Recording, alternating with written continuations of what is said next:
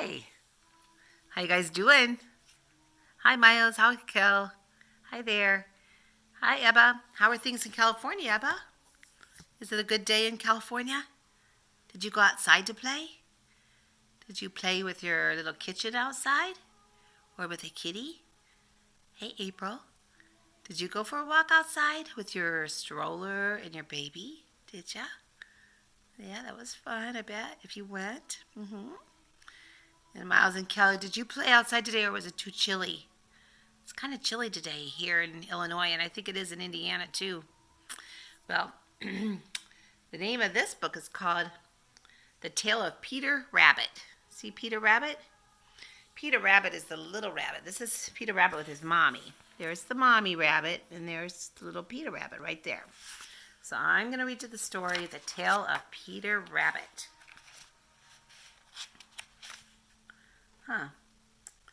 It says that this book belongs to Brandon.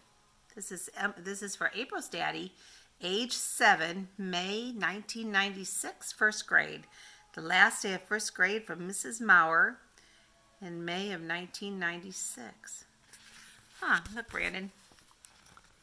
So you are welcome to get this book back when you come to our house. Just remind me, okay? Alrighty. Because it looks like it was a gift from your teacher. This is The Tale of Peter Rabbit. It says, once upon a time, there were 4 little rabbits. 4 little rabbits. There was Flopsy, Mopsy, Cottontail, and Peter. And they lived with their mother underneath the root of a big fir tree. There's Mommy right there. Excuse me. And Flopsy, Mopsy, Cottontail, and Peter. 4 little buddy rabbits.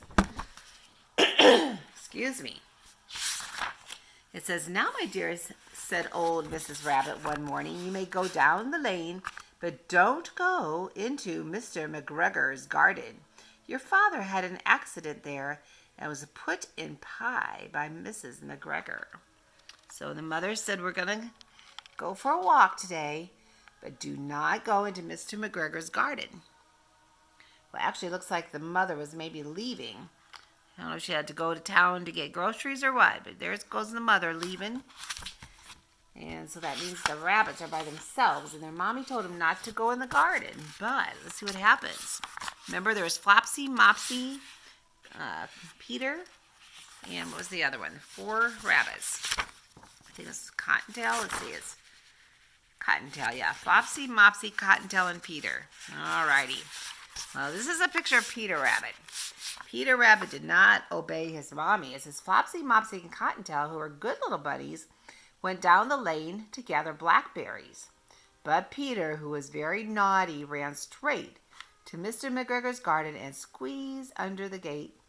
First, he ate some lettuce and some green beans, and then he ate radishes. Feeling rather sick, Peter went to look for some parsley. So he didn't mind his mommy, and he went underneath the fence. And here's some of the vegetables that he ate. So at first it was good because he liked eating the food that he found. It says Peter rounded the end of the garden only to meet face to face with Mr. McGregor. Oh no, there's Mr. McGregor. Stop, thief, cried Mr. McGregor. And he jumped up, waving his rake, and he ran after Peter. Peter was so frightened that he forgot the way back to the gate, and he lost both shoes in the garden.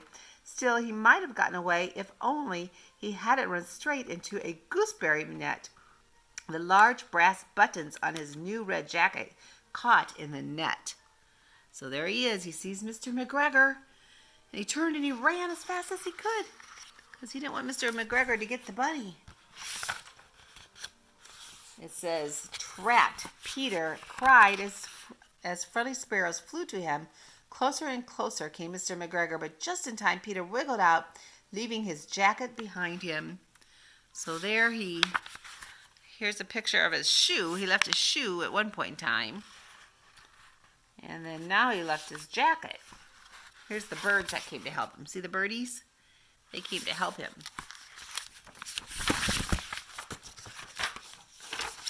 It says, Peter rushed into the tool shed and he jumped into a can. Oops, he jumped into this watering can. See the Peter Rabbit in the watering can? It would have been a beautiful place to hide if it hadn't had so much water in it. Mr. McGregor, sure that Peter was somewhere in the shed, looked under each flower pot. Kershoo! Peter squeezed, and Mr. McGregor was after him in no time. So he sneezed, and Mr. McGregor heard him. There he is. Peter jumped out a window with Mr. McGregor a step behind, but the window was too small for Mr. McGregor, and he was tired of running after Peter, so he went back to work. But he hung Peter's little jacket and shoes for a scarecrow to frighten the blackbirds. So he lost his shoe and he lost his jacket. Look, there's his jacket on a scarecrow, and there's his shoes. He put him on the scarecrow in the garden. A scarecrow isn't real. It's kind of like a big doll to scare away the birds. Poor Peter wandered about, lippity, looking all around. He passed an old mouse and a white cat. Then he heard the scratch of a hoe. Peter scurried into a wheelbarrow and peeped over to see Mr. McGregor. Just beyond him was the gate. Peter ran as fast as he could go. Then he slipped into the gate. He never stopped running until he reached home. He was so tired he flopped out on the floor while his mother wondered what he had done with his clothes.